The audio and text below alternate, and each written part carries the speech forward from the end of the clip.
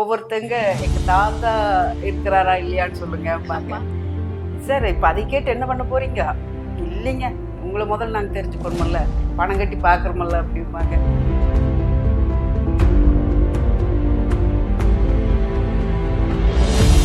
ஐயோ, ராகு தோஷம் இல்லைங்கன்னா செவ்வாய் தோஷம் இல்லைங்க. அப்புறம் 2 வயது சுத்தஞ்சாதம் தானுங்க. அப்புறம் எங்கம்மா 32 வயசு முடிய கல்யாணமா இல்லை அப்படிம்பாங்க.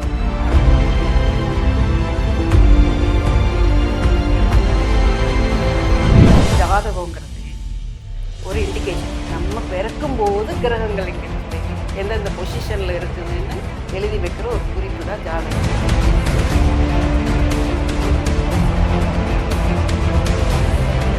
ராஜநாடி முறையில் நல்ல நேரம், கெட்ட நேரம், மோசமான நேரம், ரொம்ப அதிர்ஷ்டமான நேரம் அப்படிங்கிற கான்செப்டே எங்களுக்கு இல்லை. உண்மைக்கும் உலகத்துலையும் அது இல்லை. இன்னைக்கு காலையில் பிறந்திருக்கிறீங்க கிரக அமைப்புனா அதே தான் வந்துட்டு 2 மணி நேரம் கழிச்சு பிறந்த குழந்தைக்கும் அதே தான். என்ன பாரம்பரிய ஜோதிடத்தில் என்ன சொல்லுவோம்னா நட்சத்திர பாதம் மாறும்.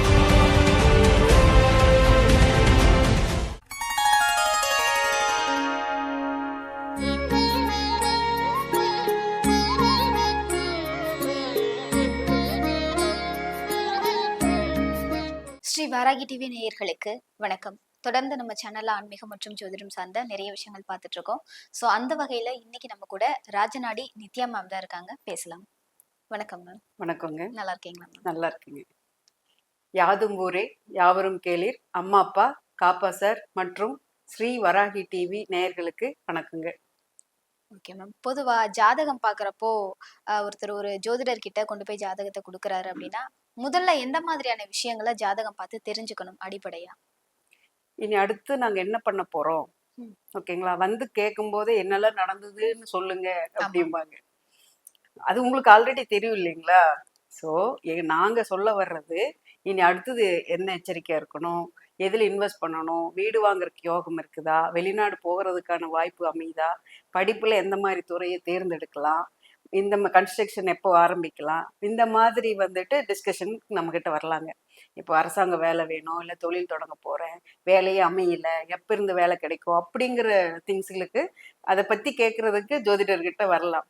ஒவ்வொருத்தங்க எங்க தாத்தா இருக்கிறாரா இல்லையான்னு சொல்லுங்க பாக்க. சார் இப்ப அதை கேட்டு என்ன பண்ண போறீங்க? இல்லைங்க, உங்களை முதல்ல நாங்க தெரிஞ்சுக்கணுமல்ல, பணம் கட்டி பாக்குறோமல்ல அப்படிம்பாங்க. சரி, தாத்தாவை பத்தி சொல்லி நாங்க அடுத்த கொஸ்டின் கேளுங்க அப்படின்னு சொன்னா இந்த ஜாதகர் உயிரோடு இருக்கிறாரா இல்லையான்னு கேட்பாங்க. அதுக்கு அடுத்தது இவர் கல்யாணம் ஆயிடுச்சா இல்லையான்னு பாருங்க, குழந்தை இருக்குமா இல்லையான்னு பாருங்க அப்படிம்பாங்க. காமெடியா இருக்கும்.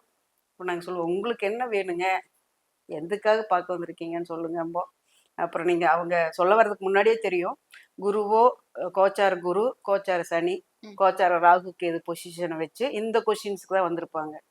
எந்த கிரகம் அதிகாரமா இருக்குதோ அதை பத்தியே தான் எல்லார்கிட்டையும் பேசுவாங்க. ஸோ நம்மகிட்டயும் அந்த கொஸ்டின் தான் கேட்க வந்திருப்பாங்க. ஸோ அதை ஓரியன்டா நம்ம சொல்லிடுவோம். இனிமேல் வர்றவங்களாவது மற்ற ஜோசியர்கிட்ட கேட்கும்போது இறந்து போன தாத்தாவை பத்தியோ, ஜாதகரோட கல்யாணம் ஆயிடுச்சா, குழந்தை பிறந்துருச்சா அப்படிங்கிறது, ஏன்னா அவருக்கே தெரியும் தானே. அதை வந்து எங்ககிட்ட கேட்டு கன்ஃபார்ம் பண்ணி எங்களை சோதிச்சு என்ன பண்ண போறீங்க? ஸோ உங்களோட அடுத்த கட்ட நடவடிக்கைகளுக்கு ஒரு கன்சல்டேஷன், ஒரு சஜஷன், அதுக்காக எங்ககிட்ட வாங்க. ஒருவருடைய ஜாதகத்தை பார்த்தோன்னே ஜோதிடர்கள் சொல்லுவாங்க இது சுத்த ஜாதகம் அப்படின்னு சொல்லுவாங்க. சுத்த ஜாதகம் அப்படின்னா என்ன, அதுல என்ன மாதிரியான அமைப்புகள் இருக்கும்? அது ஒரு காமெடியான இதுதாங்க. முக்கியமா ஜோதிடர்கிட்ட கேட்குறாங்க பெற்றோர்கள், இது மாதிரி வந்துட்டு என்ற வயது சுத்த ஜாதகங்களா, என்ற ஒண்ணுது சுத்த ஜாதகங்களான்னு கேட்பாங்க. அப்புறம் அடுத்தது ஜாதகம் இன்னொருத்தங்கிட்ட கொடுத்து அனுப்பும்போது என்ற பையனதெல்லாம் சுத்த ஜாதகம், அதுக்கு அமையிற மாதிரி பாருங்க அப்படிங்க. சரிங்கம்மா, சுத்த ஜாதகம்னு என்னன்னு சொல்லுங்க அப்படின்போம். இந்த மாதிரி ஐயோ, ராகு தோஷம் இல்லைங்க, செவ்வாய் தோஷம் இல்லைங்க, அப்புறம் 2 வயது சுத்தஜாதகம் தானுங்க. சரி, அப்புறம் எங்கம்மா 32 வயசு முடிய கல்யாணம் ஆகல அப்படிம்போம். சுத்த ஜாதகம்னால தானே கல்யாணம் ஆகல அப்படிம்பாங்க. என்னங்க சொல்றீங்க புரியல அப்படின்னா, சரி வேலை கிடைச்சிருச்சா, எப்ப இருந்து ஜாதகம் வெளியில எடுத்தீங்க கல்யாணத்துக்கு பாக்குறதுக்குன்னா, 28க்கு அப்புறம் தானுங்க ஜாதகம் எடுத்தோம், அது முடி தொழில் அமையலிங்க, அப்புறம் வீடு கட்டிட்டு பண்ணலாம்னு நினைச்சா அது பாதியில் நிக்குதுங்க, அப்புறம் வேலைக்கு போயிட்டு இருந்தா நின்றுட்டா, தொழில் தொடங்கலான்னு சரி கல்யாணம் பண்ணி வச்சுட்டா, கடன் முடிச்சுட்டு குடும்பத்தை நடத்துவானல்லங்கம்பாங்க. இதுல எங்கிருந்து சுத்தங்கிறது ஜாதகங்கிறது வந்ததுன்னு எனக்கு தெரியல. ஸோ சுக்கிரனும் அடி வாங்கி இருக்குது, செவ்வாயும் அடி வாங்கி இருக்குது, சூரியனும் அடி வாங்கியிருக்குது, சனியும் அடி வாங்கியிருக்குது. இந்த இதுல வந்துட்டு அவங்க சுத்த ஜாதகம்னு சொல்ல வருவாங்க. கேட்டா யாரோ சொல்லியிருப்பாங்களாம், ராகு கேது குள்ள கிரகங்கள் அமையல, அடையல. அப்புறம் வந்துட்டு செவ்வாய் தோஷமே இல்ல. ஸோ பயங்கர சுத்த ஜாதகம். அதுக்கு அதுதான் அமைக்கணும் அப்படின்னு சொல்லுவாங்க. 32 வயசுல வந்துட்டு. ஸோ அந்த மாதிரி அம்மாங்கள் 32 வயசு முடி இருக்குதுன்னா அது சுத்த ஜாதகம் இல்ல. ஓகேங்களா?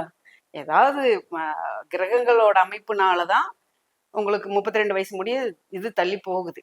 ம். ஸோ நீங்க அந்த வார்த்தைகள் வந்துட்டு எங்கிருந்து வந்ததுன்னு தெரியல. இப்ப எடுத்துக்காட்டுக்குங்க, ஜாதகங்கிறது ஒரு இண்டிகேஷன். நம்ம பிறக்கும் போது கிரகங்கள் எங்க இருக்குது, எந்தெந்த பொசிஷன்ல இருக்குதுன்னு எழுதி வைக்கிற ஒரு குறிப்பு தான் ஜாதகம். ஓகேங்களா? இப்போ கோவை எக்ஸ்பிரஸ், நீலகிரி எக்ஸ்பிரஸ் வந்து நைட் அங்கே 8:30 கிளம்புது கோயம்புத்தூர்ல. சென்னைக்கு வந்துட்டு அப்போ ஒரு அசம்ஷன் 6 மணிக்கு ரீச் ஆயிடும். அப்போ கிரக நிலை வந்து அங்க 6 மணி நைட்டுக்கு இருக்குது.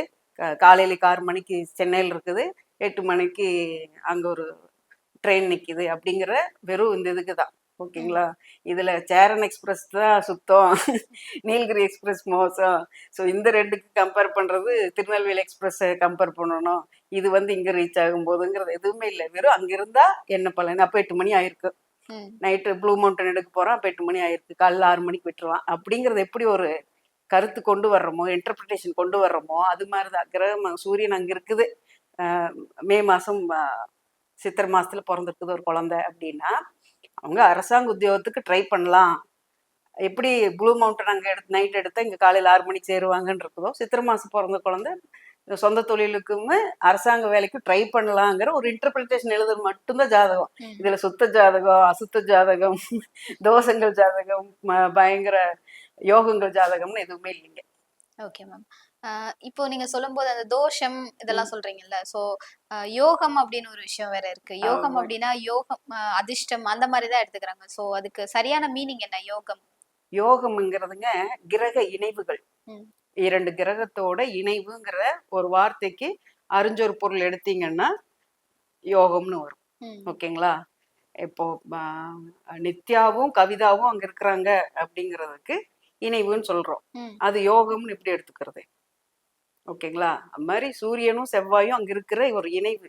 அதுக்கான இன்னொரு வார்த்தை தான் வந்துட்டு யோகம்னு சொல்றோம். ஸோ 2 கிரகங்கள் 3 கிரகங்களோட கூட்டு ஒரு இடத்துல இருக்குது. இப்போ சந்திர மண்டலத்துல நட்சத்திர ஒரு கூட்டம், அந்த நட்சத்திர கூட்டத்துக்கிட்ட மேசங்கிற நட்சத்திர கூட்டத்துக்கிட்ட சந்திரன் நிக்குது, சூரியன் நிக்குது, கூடவே புதன் நிக்குது அப்படின்னு சொன்னா அதுக்கு பேர் இணைவுங்க. மற்றபடி யோகம்னா அதிர்ஷ்டம், துரதிர்ஷ்டம் அப்படிங்கிற எந்த வார்த்தைகளும் நம்ம எடுத்துக்க வேண்டியதில்லை. ஏன்னா நிறைய பேர் அப்படிதான் புரிஞ்சுக்கிறாங்க, யோகம் அப்படின்னா ஒரு ஜாக்பாட் அடிக்க போகுது. மேம் இருக்கிறதே 7 கிரகம் தாங்க. மீதி இருக்கிற ராகு கேது வந்து அது வந்து ஒரு பாயிண்ட் புள்ளிதான். அப்போ நீங்க 7 கிரகத்தை எத்தனை கோடி மக்கள் இருக்கிறோம்? ஒரு குறைஞ்சபட்சம் 7 கோடி மக்கள் நம்ம உலகத்துல இருக்கோம்னு வைங்க. அந்த 7 கிரகங்களும் காம்பினேஷன் எப்படி வந்துதானே ஆகும். அதனால மேம் 2 கிரக இணைவுகள், 3 கிரக இணைவுகள், 4 கிரக இணைவுகள், சிலருக்கு 6 கிரக இணைவுகளும் வரும். ஓகேங்களா? அது வந்துட்டு 7 சாக்லேட் இருக்குது. அது எப்படி சஃபில் பண்ணி போட்டாலுமே 7 கோடி மக்களுக்கு கொடுக்கும் போது எனக்கு காஃபி பைட்டும் வந்துச்சு, மேங்கோ பைட்டும் வந்துச்சுன்னு சொல்லி ஒருத்தவங்க சொல்லுவாங்க. எனக்கு ஆரஞ்சு மிட்டாயும் காஃபி பைட்டும் சேர்ந்து வந்துச்சுன்னு சொல்லுவாங்க. ஸோ 7 பேருக்கான ப்ராபபிலிட்டி நம்ம அந்த குலுக்கி போட்டு எடுக்கிறோம்னு வைங்க, சீட்டு கட்டில இருந்தாலும் சரி, எதுனாலும் அந்த ப்ராபபிலிட்டிஸ் ஆஃப் காம்பினேஷன் வந்துட்டு 7 கோடி மக்களுக்கும் இதாகும். ஓகேங்களா? அப்போ உங்களுக்கு குருமங்கள யோகம் இருக்குது அப்படின்னா நீங்க என்ன மாதிரி பொசிஷன்ல இருக்கிறீங்களோ அதே குருமங்கள யோகம் இருக்கிறவங்களும் அதே பொசிஷன்ல இருக்கணும்ல. அப்படி இல்லை, வெறும் காம்பினேஷன் ஆஃப் 2 கிரகம், 3 கிரகம், 4 கிரகம், 5 கிரகம், சம்டைம்ஸ் 6 கிரகமும். ஓகேங்களா? அது வந்து யோகம் இல்லை, இணைவு, சேர்க்கை, கூட்டு அப்படிங்கிற ஒரு வார்த்தைக்கான அறிஞ்சொரு பொருள். தமிழ்ல படிச்சிருப்போம், அறிஞ்சொரு பொருள் தான் யோகம். Okay ma'am. இப்போ நிறைய பேர் பார்த்துட்டோம்னா ஜாதகம் பார்க்க போறதுக்கே கிளம்புறதுக்கே ஒரு நல்ல நேரம் பார்ப்பாங்க. இன்னைக்கு நாள் நல்லா இல்ல, நேரம் நல்லா இல்ல, இன்னைக்கு போய் பார்க்கலாமா வேணாமா அப்படின்னு. ஸோ ஜாதகம் பார்க்கறதுக்கு நல்ல நேரம் இருக்கா? அப்படி இல்லைங்க. எங்க ராஜநாடி முறையில நல்ல நேரம், கெட்ட நேரம், மோசமான நேரம், ரொம்ப அதிர்ஷ்டமான நேரம் அப்படிங்கிற கான்செப்டே எங்களுக்கு இல்லை. உண்மைக்கும் உலகத்திலயும் அது இல்லை. ஏன்னு சொல்றேன் கேளுங்க. இந்த காலத்துக்கு டிராஃபிக்கு, டைமு, ஆமா. பணம், ஜோசியரோட அவைலபிலிட்டி இதெல்லாம் தான் முடிவு பண்ணுது. அண்ட் தென் ஆன்லைன்ல எல்லாரும் பார்க்குறோம், நான் உட்பட. ஸோ நிறைய ஆப்புக்கு வந்துருச்சு. பே பண்ணா எப்போ வேணா பார்த்துக்கலாம். 24 ஹவர்ஸ் அவைலபிளாக இருக்கிறோம் எல்லா ஆப்புகள்லையும். ஆன்லைன் ஆப்பில் தமிழ் ஜோசியமாகட்டும், ஹிந்திக்காரங்களாகட்டும், இங்கிலீஷில் ஆகட்டும். ஸோ எந்த கன்சல்டிங்க்கும் டைமு இப்போ அவசியம் இல்லை, பார்க்கவும் தேவையில்லை. ஏன்னா எல்லா நேரமும் நம்ம ப்ரீத் பண்ணிட்டு தான் இருக்கிறோம். எல்லா நேரமும் நமக்கு சாப்பிட பசி வந்தால் சாப்பிட்டு தான் இருக்கோம். ஸோ உங்களுக்கு தேவை வந்ததுன்னா நீங்கள் கன்சல்ட் பண்ணணும், அவங்ககிட்ட கேட்டுக்கணும்னா நீங்கள் கேட்டுக்கலாம். ஓகேங்களா? உங்களுக்கு அந்த டைம் வந்தாதான். நீங்கள் நல்ல நேரம் நல்ல நாளுன்னு எடுத்து வைக்கிறீங்க, அன்னைக்குன்னு அவைலபிலிட்டி இல்லை, 4:30க்குள்ள பார்க்கணும், அதுக்கு மேல் ராகு காலம்னு நினைக்கிறீங்க. ஆனால் அதுக்கப்புறம் தான் அவர் ஃபோன் பிக் பண்ணுறாரு, இல்லை நேரில் வர சொல்கிறாரு. என்ன பண்ண முடியும்? ஸோ எதுவுமே வந்துட்டு நம்ம பிளான் பண்ணவே முடியாதுங்க. இன்னைக்கு தான் நான் கருத்து கேட்கணும், இன்னைக்கு தான் ஜோசியரை பார்க்கணும் அப்படிங்கிறதெல்லாம் நீங்கள் முடிவு பண்ணுறது இல்லை. ஆல்ரெடி இந்த டைமுக்கு நீங்கள் அவங்கள பார்ப்பீங்கிறது இருக்கும். அந்த டைமுக்கு நீங்களா நினச்சிக்கிறீங்க நான் நல்ல நேரத்தில் பார்த்துட்டேன், அவ்வளோதான். Okay ma'am. இப்போ டைம் வச்சு தான் ஒருத்தருடைய ஜாதகத்தை கணிக்க முடியும் அப்படின்னு ஒரு விஷயம் இருக்கு. நிறைய பேருக்கு அந்த பிறந்த நேரமே தெரியாம இருக்கும், தேதி கூட தெரியாம இருக்கும். ஸோ அவங்களுக்கு எப்படி ஜாதகம் கணிக்க முடியும்? பிறந்த நேரம்ங்கிறதுக்குங்க நிறைய கான்ட்ரவர்சஸ் இருக்கு. இப்போ வந்து குழந்தை பிறப்புங்கிறது எந்த டைமு குறிக்குது? முதல்ல அதாவது நார்மல் டெலிவரினா தலை வெளியில வந்ததுன்னா தலை வெளியில வந்த டைமா, இல்ல முழு உடல் வெளியில வந்த டைமா, அப்படி இல்ல பிரீத் பண்ண டைமு. சில பேர் சொல்றாங்க இல்ல முதல் உலகத்துல அந்த குழந்தை சுவாசிச்ச டைமு. அப்புறம் சில பேர் சொல்றாங்க இல்ல குழந்தை அழுத டைமு. அப்புறம் சம்டைம்ஸ் வாட்ச் ஓடாம இருக்கலாம், நர்ஸ் கவனிக்காம இருக்கலாம், வேற ஏதாவது பதட்டம் இருக்கலாம். இப்ப இருக்கிற டாக்டரோ நர்ஸுகளோ வந்துட்டு டைம் பார்க்கறதுக்கு கரெக்டா பாக்குறாங்க. இருந்தாலும் சொல்றேன், சம்டைம்ஸ் எரர் வரலாம் இல்லையா? ஹியூமன் எரரும் வரலாம், எலக்ட்ரானிக்ஸ் எரரும் வரலாம். ஸோ அந்த நேரங்கிறது அக்யூரேட்டா எடுக்க வேண்டியதில்லை, எடுக்கவும் முடியாது. அதுலயும் அக்யூரேட்டுன்னு யாராவது சொன்னாலுமே அப்ப அடுத்தது இந்த கொஸ்டின்ஸ் வரும். பிரீத் பண்ண டைம் சொல்றீங்களா, பூமியில கால் வச்ச டைம் சொல்றீங்களா, இல்ல முழு உடல் வந்து அது குழந்தை அழுத டைம் சொல்றீங்களா, இல்ல ஆப்ரேஷன் பண்ண டைம்னு அது எப்படி டைமு அப்படின்னு நிறைய கான்ட்ரவர்சிஸ் இருக்கு. அது இல்லாம எங்க ராஜநாடி முறையில அக்யூரேட் டைம் தேவையில்லைங்க. ஏன்னா கிரகங்கள் கட்டம்னு வச்சுக்கோங்க, இன்னைக்கு இருக்கிற குரு இன்னும் அடுத்தது மாறுறதுக்கு 1 வருஷம் ஆகும். அடுத்தது சனி மாறுறதுக்கு 2.5 வருஷம் ஆகும். அதுக்கு அடுத்து சூரியன் மாறுறதுக்கு 1 மாசம் ஆகும். செவ்வாய், புதன், சுக்கிரன் எல்லாமே 1 மாசம் 1.5 மாசம் எல்லாம் கேப்ல வருது. 2 நாள் 2.25 நாள் ஆகும் சந்திரனை மாற. ஸோ இப்படி இருக்கும்போது எந்த கிரக அமைப்புகள் எல்லாம் மாறாதுங்க. இப்ப நீங்க இன்னைக்கு காலையில பிறந்திருக்கிறீங்க, கிரக அமைப்புனா அதே தான் வந்துட்டு 2 மணி நேரம் கழிச்சு பிறந்த குழந்தைக்கும் அதே தான் கிரக நிலைகள். என்ன பாரம்பரிய ஜோதிடத்துல என்ன சொல்லுவோம்னா நட்சத்திர பாதம் மாறும். ஓகேங்களா? எங்க ராஜநாடி முறையில காப்பாசாரோட முறையில நட்சத்திர பாதங்களே நாங்க பாக்குறது இல்லைங்க. ஏன்னா நட்சத்திரத்துக்கான பலன் நாங்க சொல்றது இல்லை, எல்லாமே கிரகமா தான் பாக்குறோம். நீங்க நட்சத்திரத்தோட ஒரு பேர் சொன்னீங்கன்னாலுமே, பூச நட்சத்திரம்னு சொன்னாலுமே நாங்க அதை சனின்னு எடுத்துதான் சனிக்கான பலன் தான் சொல்லுவோம். ஓகேங்களா? ஸோ அக்யூரேட் டைமுங்கிறது அதான் ஒவ்வொருத்தங்களுக்கான கருத்துக்கள் ஒவ்வொரு முறையிலும் மாறுபடுது. அக்யூரேட்டா கிடைக்கலனாலும் பரவாயில்ல. எங்க ராஜநாடி முறையில உங்களுக்கு டேட்டே தெரியலனாலுமே பெயர் வச்சு நாங்க சொல்லிடுவாங்க. பெயரியல் நாம நாடி அப்படிங்கிற கான்செப்ட் ராஜநாடியில் இருக்குங்க. பெயரை வைத்து அவங்களுக்கான பலன்களை சொல்லலாம். இந்த பெயருக்கான அதிகார கிரகம் இது. அப்போ அந்த அதிகார கிரகம் பத்தியே தான் அவங்க வாழ்க்கை ஃபுல்லும் தேடுதலும் அதை நோக்கிய பயணம் தான் பேச்சுமே. அதுக்கானதான் அந்த பிறப்பே. எந்த அதிகாரமான கிரகமோட பேர் இருக்குதோ அதுதான் அவங்களோட பிறப்பின் நோக்கம். ஸோ இப்படிதாங்க. Okay ma'am. அதுலயும் பெண் குழந்தைகளுக்கெல்லாம் பாத்தீங்கன்னா பிறந்த ஜாதகமே பேசாதுன்னு சொல்லுவாங்க. அவங்க ருதுவான ஜாதகம் தான் உங்களுக்கு பார்க்கணும் அப்படின்லாம் ஒரு கருத்து இருக்கு. ஸோ இது பத்தி என்ன நினைக்கிறீங்க மேம்? நீங்க சொன்னதுலயே பிறப்பு ஜாதகம் பேசும் பேசாதுங்கிறது அது என்ன லாங்குவேஜ்ல பேசும்? அதுக்கு வாய்மொழி என்ன, செவித்திறன் என்ன, நீங்களும் அப்படியே கேக்குறீங்கல்ல, அதான் நினைச்சேன். இவ்வளவு பேரு பாக்குறீங்களே அப்படின்னு. ஜோதிடத்துல ஜாதகமெல்லாம் பேசாதங்க இண்டிகேட் பண்ணும். ஓகேங்களா? கிரகங்கள் இங்க இருக்குது, அதனால இது வரும். 4 மணிக்கு ஏசிசி பெல் அடிப்பாங்க, அப்போ 2ஆம் நம்பர் பஸ் போகும் அப்படிங்கிறது தான் வந்துட்டு இண்டிகேஷன் மட்டும்தான் கிரகங்களோட அமைப்பு. பிளஸ் ஜாதகம் பேசுறது, கூவுறது, பாடுறது என்ன வேணா வச்சுக்கலாம். அண்ட் தென் ருது ஜாதகமும் பிறப்பு ஜாதகத்திலேயே நம்ம தலையா காலா மூச்சு விடுறதா பேசுறதா அழுகிறதா நர்ஸ் கொடுத்த டைமா இல்லை வெளியில நாங்க பேரண்ட்ஸ் குறிச்சு வச்ச டைமான்னு சொல்லி அதுலயே இவ்வளவு குழப்பம் இருக்கு. ருதுவான டைமை நம்ம இப்படி சொல்ல முடியும். பெண்ணா நீங்க புரிஞ்சுக்க முடியும். ஒரு பெண்ணுக்கே அந்த குழந்தைக்கே வந்து எப்ப ருதுவானோங்கிறது தெரியாது. கரெக்டுங்களா? ஸோ அது எப்போ பார்க்குறோமோ நம்ம பெரியவங்க பார்த்து சொல்கிறோமோ அப்போதான் அது பயந்துட்டு என்னமோ ஏதோன்னு இருக்கிற காலகட்டத்தில் அதுக்கான அக்யூரேட் டைம் எல்லாம் பார்க்க முடியாது. அப்படியே அது பார்த்தாலும் அது எதுக்கு யூஸ் பண்ண போகிறோம்? நான் எக்ஸாம் எழுத போகிற டைம் வந்து ஒரு ஜாதகம் எழுதலாம். நான் வேற ஏதாவது ஒரு வீடு கட்டுற டைமுக்கும் தான் ஜாதகம் எழுதலாம். அது மாதிரி இயற்கையாக நடக்க போகிற ஒரு பெண் வந்து ருதுவாகிறதுக்கு அந்த டைமில் ஒரு கிரக அமைப்புகள் வானியில் நடந்துக்கிட்டே தான் இருக்கும். ஸோ அதுக்குமே அந்த பெண்ணோட ஜாதகம் பிறப்பு ஜாதகம் பேசாது, ருதுவான ஜாதகம் பேசணும்னாலும் எடுக்க வேண்டியதே இல்லைங்க. ருதுவான டைமும் அக்யூரேட்டா யாராலும் எடுக்க முடியாதுங்க. ஏன்னா அந்த குழந்தைக்கே தெரியாது. நம்ம பேரண்ட்ஸ் எப்போ பார்க்குறோம் இல்லை அந்த குழந்தை வந்து எப்போ சொல்லுதோ அதை வச்சு நம்ம கணிக்கவும் முடியாது. அது தேவையும் இல்லைங்க. ராஜநாடி முறையில நாங்கள் ருது ஜாதகம் பார்க்கறதே இல்லைங்க. Okay ma'am. பிறந்த குழந்தைக்கு எந்த வயசுல ஜாதகம் எழுதணும்? ஒரு வயசுக்கு மேலதான் எழுதணும் அப்படின்னு சொல்லுவாங்க, ஒரு வயசுக்கு மேலதான் ஜாதகமே பார்க்கணும் அப்படின்னு சொல்லுவாங்க. பிறந்த குழந்தைக்குங்க ஜாதகம் வந்து நீங்க அப்பவே கம்ப்யூட்டர்ல போட்டாலே வந்துடும். இப்பெல்லாம் சாஃப்ட்வேர் நம்பிதான் யாரும் நிறைய பஞ்சாங்கத்தை நிறைய பேர் சொல்றேன், கொஞ்சம் பேர் பாரம்பரிய முறையில எல்லாம் வச்சுதான் எழுதுறாங்க. இப்ப அந்த அளவுக்கு மெனக்கெடல் தேவையில்லை. அவ்வளவுக்கான சாஃப்ட்வேர்களும் நமக்கான ஆக்சசபிள் வெப்சைட்ஸுகளும் வந்துருச்சு. ஓகேங்களா? ஸோ ஆன்லைன்லேயே நம்ம போட்டு அந்த செகண்டே நம்ம எடுத்துக்கலாம்.